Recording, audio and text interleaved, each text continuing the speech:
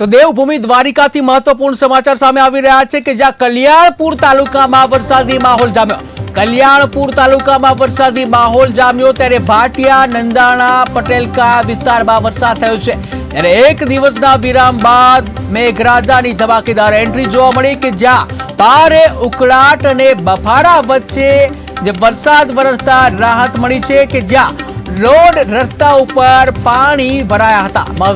મહત્વપૂર્ણ સમાચાર સામે આવી રહ્યા છે કે જ્યાં સૌરાષ્ટ્રમાં અનેક વિસ્તારમાં વરસાદ ખાબક્યો છે ત્યારે દેવભૂમિ દ્વારિકાના કલ્યાણપુર તાલુકામાં પણ વરસાદ ખાબક્યો હતો। વરસાદી માહોલ જોવા મળ્યો કે જ્યાં મેઘરાજાએ ધમાકેદાર બેટિંગ કરી હતી ત્યારે ભાટિયા નંદાણા પટેલકા વિસ્તારમાં વરસાદ થયો હતો।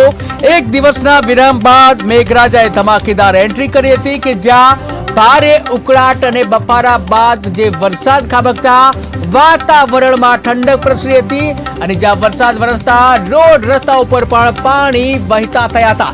આ સાથે જ વરસાદ વરસતા ધરતી પુત્રોમાં પણ ખુશીનો માહોલ જોવા મળ્યો।